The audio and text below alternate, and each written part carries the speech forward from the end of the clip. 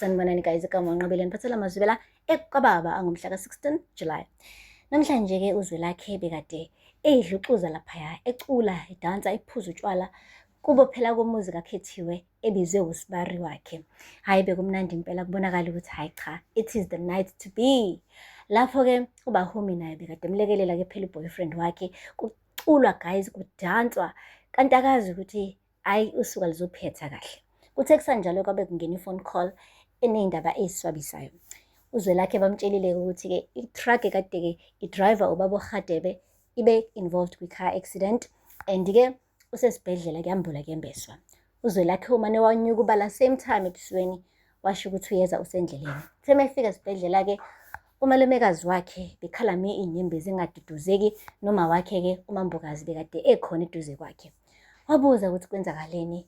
Hayi bamcacisela ukuthi-ke ubaba uRadebe ube involved kwi-car accident and ube ne-internal bleeding uphela ngaphakathi, odokotela basamxilonga, uxhunywe imishini ngapha nangapha. Yo, uZwelakhe-ke uphatheke kabuhlungu ukubona umalumekazi wakhe ekhalame iy'nyembezi.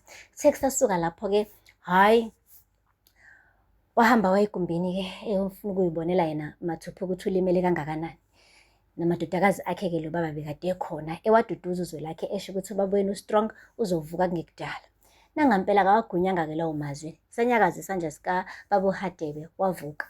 Udokotela wafika-ke ezobheka ukuthi ngabe ingqondo yakhe isahamba kahle yini, wambuza ukuthi baba ngabe uyazi ulaphi? Wathi ngisesibhedlela. Hhayi kwacaca ukuthi hhayi uyaphila saka, kuyikona ukuthi phela-ke usalimele.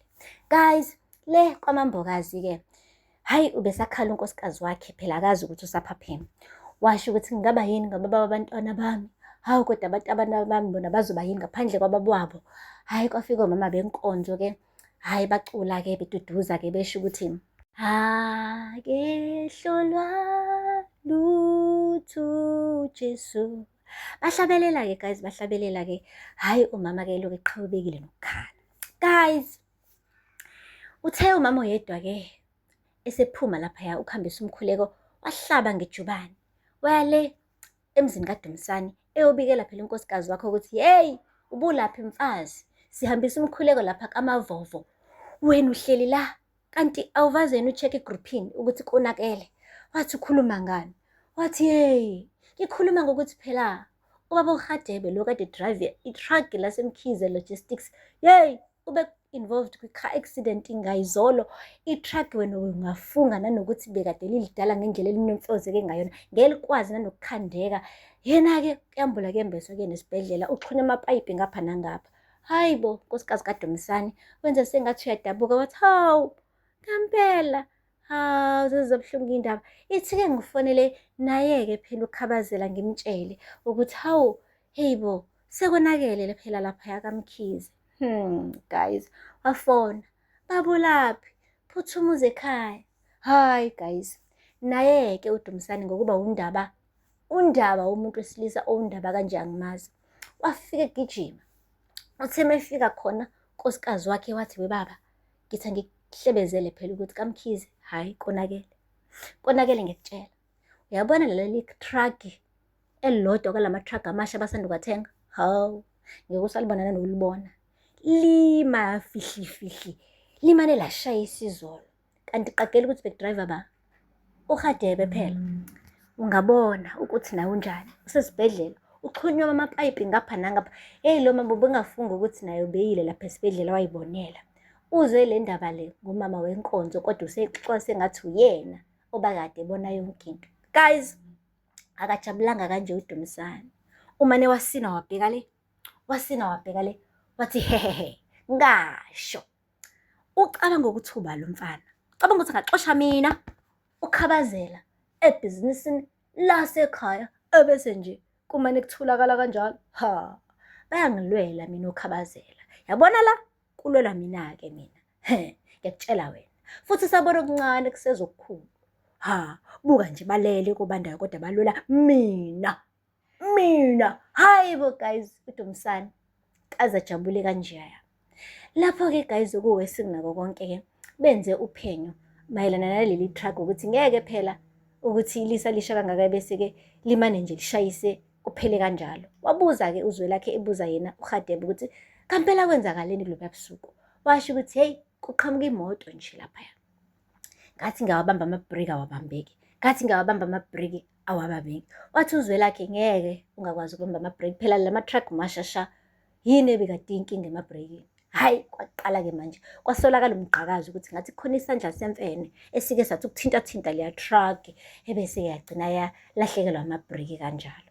Guys, le e-ofisini laseMkhize Logistics uZwelakhe-ke bekade ebhizi nommeli wakhe bephenqa ukuthi-ke kumele besende i-claim, besendele phela inkampani labathenga khona le truck kwi-insurance ukuze kuphume iy'mali kuthengakale-ke i-truck entsha.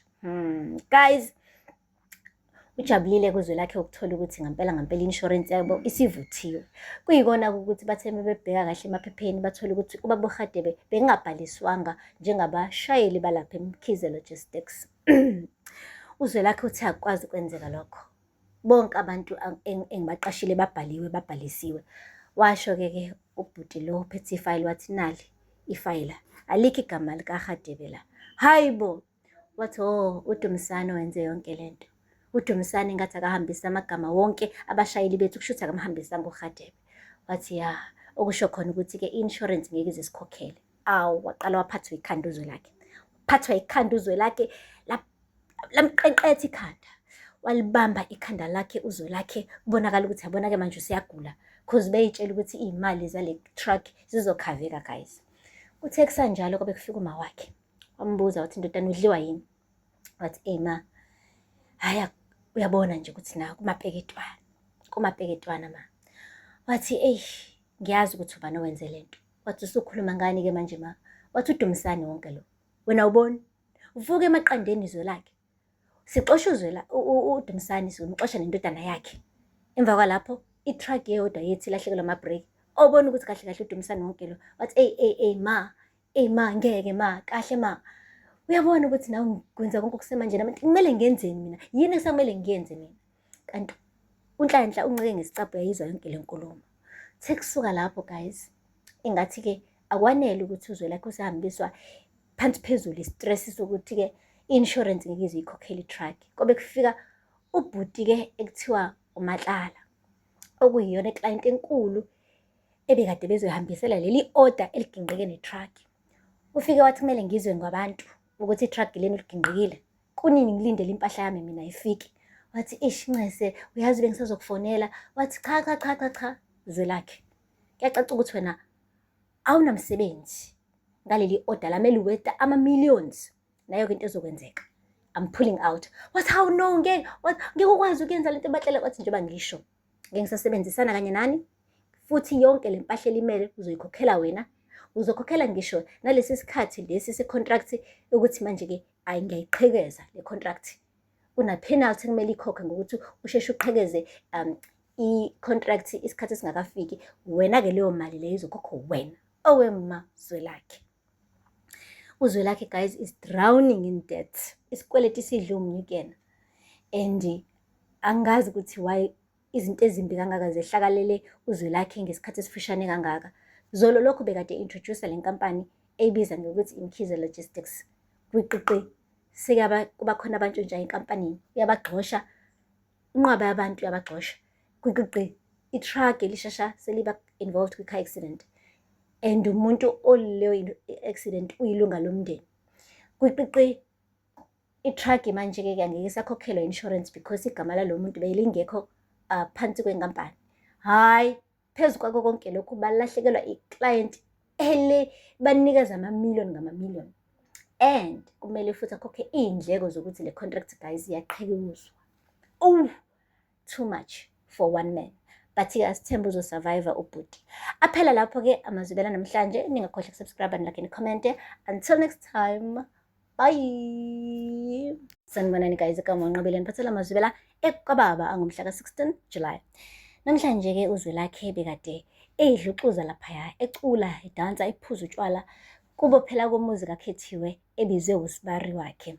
Hayi bekumnandi impela, kubonakala ukuthi hayi cha, it is the night to be. Lapho-ke